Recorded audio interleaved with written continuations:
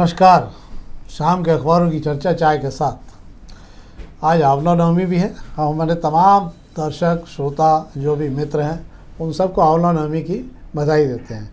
एकमात्र फल ऐसा है आंवला जिसकी हमारे यहाँ धर्मों में और ग्रंथों में इसका जिक्र है और जिसके पूजा की जाती है। आपने सुना होगा आंवले का पेड़ है, आंवला नवमी बनाई जाती है। इसके लिए नवमी का दिन तय किया, आंवला नवमी बनाते। आपने कभी सुना नहीं होगा सेव सप्तमी आ गई हो या आलू अष्टमी आ गई हो। केवल आंवले को ही अधिकार दिया क्योंकि ये अमृत फल कहलाता है। आप अगर रोज़ भी आधा चम्मच उसका बुरादा खाते रहें अमृत इसका आंवले का, तो आप बहुत सारी बीमारियों से अपने आप को सुरक्षित रख सकते हैं। विटामिन सी की भरपूर मात्रा के साथ बहुत कुछ देने वाला फल है ये। तो हमारी शुभकामनाएं हैं आपको आंवला नवमी पर। और हम खबरें शुरू करें जी। तो आज हम पत्रिका शुरू कर रहे हैं। पत्रिका खबर एक अच्छी है कि अंततः जो है वो चौघड़िया और पंचांग सब देखने के बाद में देव उठनी 11 पर जो है निकल गया मुहूर्त। इसका BRTS तोड़ने का जो मुहूर्त है वो देव उठनी 11 के लिए निकाला गया है। गनीमत अनंत 14 के दिन ही निकाला गया है ये। पर मुझे ऐसा लगता है शायद कि अब अगर ये टूटना शुरू हुआ तो बहुत सारे ब्रिज और उनके काम जो है इससे चालू होने की स्थिति हम अगले साल में बहुत सारा एक बार विकास होता हुआ इस रोड पर 5-6 ब्रिज बनते हुए देख पाएंगे। क्या शेखर जी? जी बिल्कुल, आप सही कह रहे हैं। देवउठनी गाड़ी पर अबूझ मुहूर्त जिसे कहा जाता हैगा, इसके लिए आपको किसी पंडित करने जाके मुहूर्त पूछाने की जरूरत नहीं। आपको जो भी नेक काम करना है या शुभ काम करना आप कर दीजिए, सोचे समझे बगैर, कोई विघ्न नहीं आएगा। मुझे लगता है यही सोच के ठेकेदार ने भी हामी भर दी है कि अब मैं BRTS तोड़ दूंगा। उसके लिए देवउठनी 11 से सबसे ज़्यादा ठीक है, क्योंकि शहर का जो BRTS का चौकड़िया जो है, जिस दिन से आदेश आया उससे जो नेताओं ने बिगाड़ा अभी तक बिगड़ा हुआ ही चल रहा है। 11.5 किलोमीटर का जो BRTS है, इसके जो रेलिंग है और इसके जो बस स्टॉप है वो 6 महीने के अंदर टूटेंगे, डिवाइडर बनेंगे। और आपको मैं इतना बता देता हूँ कि 15.5 साल बाद जो है ये BRTS वापस टूटने जा रहा है। मुहूर्त निकल गया है। उम्मीद करते हैं हम कि जितनी तेज़ी से इसके तोड़ने का काम चलेगा जल्दी से डिवाइडर भी बन जाएंगे, तो लोगों को आने जाने में वहाँ राहत मिलेगी।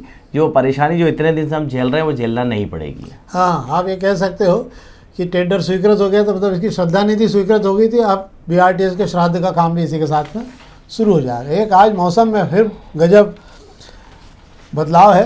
शिमला और मसूरी का आनंद लेने को मिल रहा है। टेम्परेचर इतना नीचे, ठंडी हवाओं के कारण लोगों को बहुत आनंद आ रहा है मौसम। और मुझे लगता है शाम तक आज इंदौर में झमाझम बारिश के आसार भी बने हुए हैं। क्या शेखर जी? जी बिल्कुल, आप सही कह रहे हैं। मौसम खुशनुमा हो चुका है, ठंड और कोहरे के साथ, गुलाबी ठंड, हल्की ठंड की और कोहरा छाया हुआ है। इसके अंदर सूरज आज दिखाई नहीं दिया है सुबह से, और मुझे लगता है दिन भर ऐसा ही कोहरा रहना है। बादल छाए हुए हैं। बारिश की भी संभावना बताई जा रही है कि अगले 5 दिन तक बारिश होती रहेगी।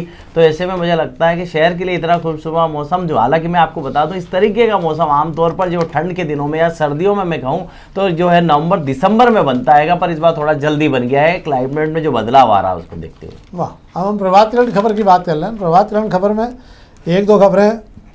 एक तो गौरव रणदिवे जी और तमाम भाजपा के जो दिग्गज नेता हैं इन दिनों पदों पर विराजित हुए हैं, उनके शहर भर में जम के होर्डिंग लग रहे हैं।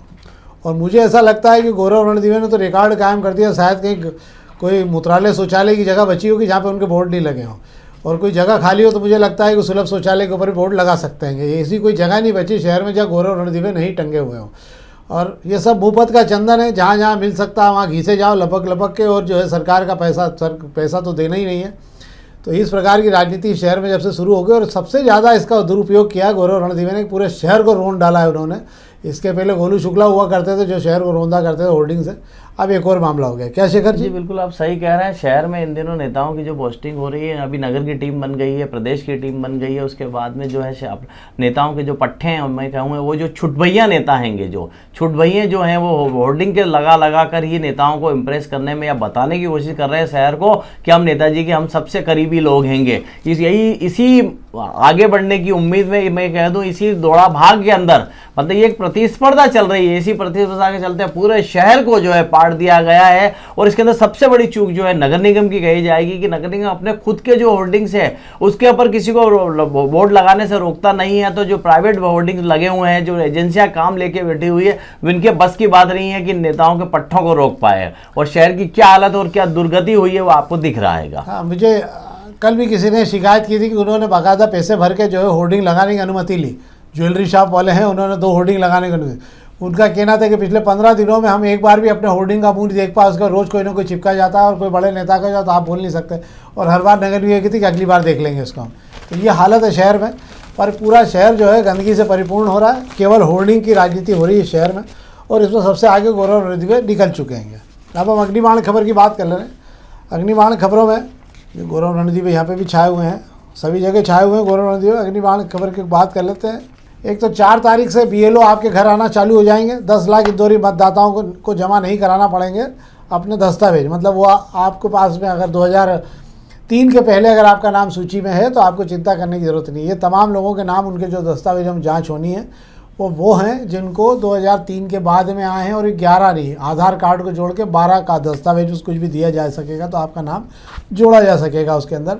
और हर घर में BLO जो है 3 बार दस्तक देगा, और 0 मकान वाले जितने भी, ये सब गायब होने वाले हैं इस बार ठिए पाए पे नहीं मिलेंगे। और दूसरा, जिनकी मृत्यु हो चुकी वो भी इस बार फिल्टर हो जाएंगे। SIR के तहत जो काम होने वाले हैं उससे निश्चित रूप से कुछ तो होगा, पर मकान भी सत्यापित हो जाएंगे। क्या शेखर जी? जैसे कि आप बता रहे हैं कि चुनाव आयोग के निर्देश पर एक बार फिर जो है मतदाता सूची जांचने का काम इंदौर में शुरू होने जा रहा है। और मतदाता सूची को लेकर इस बार मुझे लगता है सारे दल जो हैं बहुत सचेत है। खास करके मैं कांग्रेस की अगर बात कर लूं तो राहुल गांधी ने जिस तरीके से वोट चोर गद्दी छोड़ वाला मसला उठाया था और वोट चोरी का मामला पूरे देश में उठाया, उसी पर बिहार का चुनाव लड़ा जा रहा है। ऐसे में कांग्रेस ने भी यहाँ तैयारी की है। हर बूथ पर अपने BLA बनाए हैंगे। वे BLA कितनी ईमानदारी से और कितनी मुस्तैदी से काम करेंगे तो वक्त बताएगा, लेकिन चुनाव आयोग ने अपनी तैयारी कर ली है। कल से सबकी ट्रेनिंग हो रही है BLO की। उसके बाद में आपके 4 तारीख बाद आपके घर घर दस्तक देंगे। और मैं आपको इतना बता देता हूं कि 2003 में जिन लोगों के नाम 2003 में जो सर्वे हुआ था उस सूची में जिन लोगों के नाम दर्ज है उन्हें अपने दस्तावेज ज्यादा नहीं देना पड़ेंगे। हाँ, इसका फायदा उनके परिवारों को भी मिलेगा, जो उनके परिवार के सदस्य लिंक होकर परिवार की एक लिंक जो दस्तावेज आपस में एक दूसरे से आसानी से हो जाएंगे। पर अभी भी मेरा आपसे कहना है कि मतदाता सूची के लिए आप जो जरूरी कागजात है वे घर पर आप तैयारी से रहें कि 4 तारीख बाद BLA जो आपके घर आए तो आप उन्हें आसानी से एक बार में ही वे दस्तावेज मुहैया करा दें, ताकि उन्हें 3-3 बार चक्कर ना लगाना पड़े। वरना BLO है ये 3 बार आएंगे कि अब आके निकल जाएंगे, आपको पता ही नहीं चलेगा और फिर मतदाता सूची पर सवाल उठते रहेंगे। जो दस्तावेज थे उसका एक प्रमाणिक आधार अपने पास भी रख ले रिसीव का, ताकि कम से कम बाद में अगर कोई दिक्कत होती तो आपको सुविधा मिल जाएगी। अब हम दोपहर की खबरों की बात कर लेना। दोपहर की खबरों में बात कर लेते हैं। एक तो आज चीन और अमेरिका के बीच ट्रेड डील होने जा रही है, बल्कि हो चुकी होगी इस समय तक, और 10% टैरिफ जो है कम कर दिया गया है। और सोयाबीन जो है अमेरिका वापस खरीदना शुरू कर देगा, चीन वापस सोयाबीन अमेरिका से खरीदना शुरू कर देगा। दूसरी एक बड़ी खबर ये है कि इतने दिनों से हल्ला मचा हुआ है कि रूस से तेल नहीं खरीदा जाएगा, और रूस से तेल, अंततः इसके संकेत दिखने लगे। सरकारी तेल कंपनियों ने भी रूस से तेल खरीदना बंद कर दिया है, और बल्कि एक जहाज़ जो कच्चे तेल का लेके चला था नायरा का, उसको भी वापस कर दिया उन्होंने। ये है बेसिक खबर जिस पर हमने आपसे बात की। एक खबर पर और हम बात कर लेते हैं दोपहर की, कि छावनी रोड के चौड़ीकरण में 200 से ज़्यादा मकान टूटेंगे। सरवटे से GPO भवन अधिकारी सर्वे करने देंगे नोटिस। सर्वे करने के बाद में 80 फीट चौड़ी होने वाली ये वाली रोड, ये भी 60 फीट का चक्कर रहेगा क्या शेखर जी? बिल्कुल सही कह रहे हैं आप। बात कर रहे हैं छावनी वाली जिस सड़क की बात कर रहे हैं, मधुबन चौराहे से लेकर छावनी के जगन्नाथ स्कूल तक ये सड़क बननी है। और इस सड़क को लेकर बड़ा पेच ये है कि इसको लेकर नेता, इस शहर के नेता, जो जिम्मेदार नेता हैं, वे वादा कर चुके हैं वहाँ के रहवासियों से कि 80 फुट चौड़ी जो मास्टर प्लान की सड़क है उसे हम 60 फुट ही बनाएंगे। अभी इस पर अफसर राजी नहीं है। तो मुझे ऐसा लगता है कि नगर निगम एक बार फिर नेता और अफसर के बीच में इस सड़क को लेकर विवाद खड़ा होना तय हैगा। कल जो है कमिश्नर ने इस रोड का दौरा किया था। उनका ये साफ कहना था कि सड़क बनाने से पहले सीवर और जो स्टॉर्म वाटर लाइन की जो है उसका पहले इंतजाम कर लिया जाए।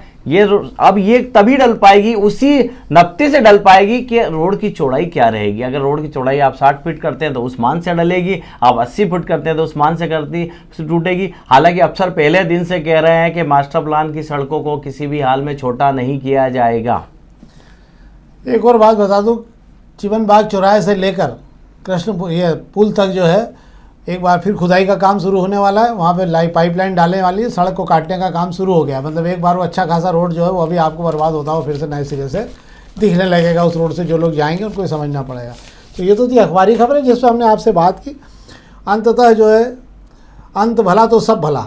कल भाजपा कार्यालय में जो भी हुआ, कालिक पुतने से लेकर कालिक लगाने से लेकर और आखिरी में माफ़ी मांगने को लेकर, कालिक कांड के जो है उसके गले मिल गए और गले पड़ गए सब। अंततः जो है शाम तक जिन्होंने विरोध किया था उनके पार्टी के दिग्गज नेता इतने गले पड़े कि उनको शाम तक माफ़ी मांगना पड़ी। और हाल ये हुआ कि गिले शिकवे सब दूर हो गए। अब सब मिल मिला के नए सिरे से नए है ना मिलकर नई कहानी लिखेगी भाजपा। छोड़ो कल की बात है, कल की बात पुरानी, नए दौर में नए सिरे से लिखेगी भाजपा नई कहानी। क्या? बिल्कुल आप सही कह रहे हैं। भारतीय जनता पार्टी में संगठन का जब डंडा चलता है ना तो उसमें अच्छे अच्छे नेता या अच्छे अच्छे कार्यकर्ता नतमस्तक हो जाते हैं। बात कर लेते हैं कि भारतीय जनता पार्टी की नगर इकाई जारी होने के बाद में सुमित मिश्रा के विरोध करने जो लोग पहुंचे थे और जिन लोगों के इस्तीफे देने की बात उठी थी और जिस व्यक्ति ने जाकर दीनदयाल दफ्तर पर सुमित मिश्रा की नेम प्लेट पर काली पोत दी थी, उसका वीडियो सबसे पहले जारी होता है और वह माफी मांगता दिखाई देता है कि डिप्रेशन में आकर उसने इस तरीके का कदम उठा लिया गया था। बात वहीं इसलिए खत्म हो जाती है कि सुमित मिश्रा ने इस पर जो है एक्शन नहीं लिया था, ना कोई एफआईआर दर्ज कराई थी। अब बात कर लेते हैं उनके आकाओं की। उनके आका नीलेश चौधरी की बात कर लें या जीतू जिराती की बात कर लें, उन्होंने किसी तरह के विरोध की ना मंजूरी दी थी ना छूट दी थी। नीलेश चौधरी को कल दीनदयाल दफ्तर जाना पड़ा था। सुमित मिश्रा घर पहुंच गए थे, वे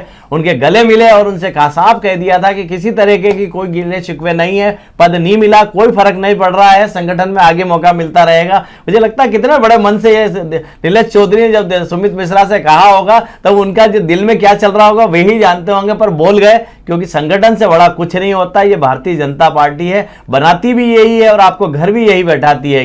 नीलेश चौधरी की जो है पत्नी को पार्षद भी इसी वजह से संगठन ने दिया था और वही संगठन चाहे तो उन्हें घर भी बैठा सकता है। ये सारी चीजें चल रही है।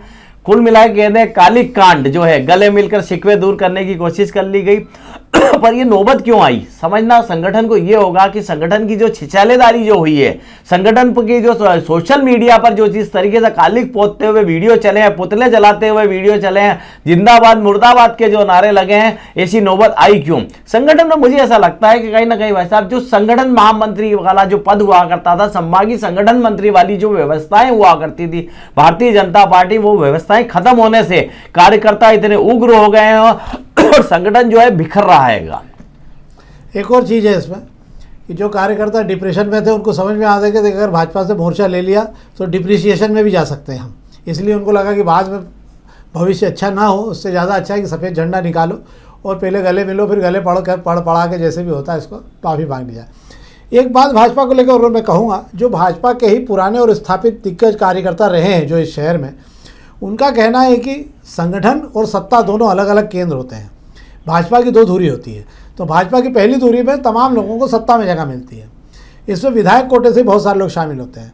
पहले ये होता था कि विधायकों से नाम नहीं लिए जाते थे, क्षेत्र के उन तमाम लोगों को ढूंढा जाता था जो संगठन के लिए, सत्ता के लिए बनाने के लिए, सरकार बनाने के लिए काम तो कर रहे हैं पर उनको जगह नहीं मिल रही विधायक से विरोध के कारण। ऐसे तमाम लोगों को संगठन में जगह दी जाती थी और ये लोग फिर सत्ता और संगठन के समन्वय में मिला के काम करते थे। जहाँ सत्ता गलत है वहाँ खुद ही अपने निर्णय करके उसको ठीक किया करते थे। दुर्भाग्य हो गया कि भाजपा में जो पट्टावाद चला और उसके बाद में जो विधायकों से नाम लेना शुरू किए और विधायकों की जी हुजूरी शुरू की संगठन ने, उसके चलते भाजपा का संगठन जो है वो कमज़ोर होता चला गया। किसी ज़माने में भाजपा का अध्यक्ष जो है, नगर अध्यक्ष, खुद की ताकत रखता था और वो किसी के झंडे तले नहीं जाता था, वो अपने नाम अपने हिसाब से तय करता था और इसीलिए सत्ता और संगठन में समन्वय बना रहता था। परंतु अब दुर्भाग्यपूर्ण स्थिति ये हो गई कि कार्यकर्ता पूरी तरह से भाजपा में विधायक पर आश्रित हो गए हैं। विधायक चाहेगा तो उन्हें जगह मिलेगी, विधायक नहीं चाहेगा तो उन्हें नहीं मिलेगी। परिणाम ये हो रहा है कि जो कार्यकर्ता विधायक के विरोध में जाकर कार्यकर्ता राजनीति करने की कोशिश कर रहे हैं भाजपा में अपनी जगह बनाने की, उनके लिए अब भाजपा में तो जगह समाप्त हो चुकी है। तो ये थी भाजपा का चरित्र चित्रण जो हमने आपको बताया। हमारा आपसे आग्रह इस कार्यक्रम को अधिक से अधिक लोगों तक पहुँचाएँ और अधिक से अधिक लाइक करें। बहुत बहुत धन्यवाद।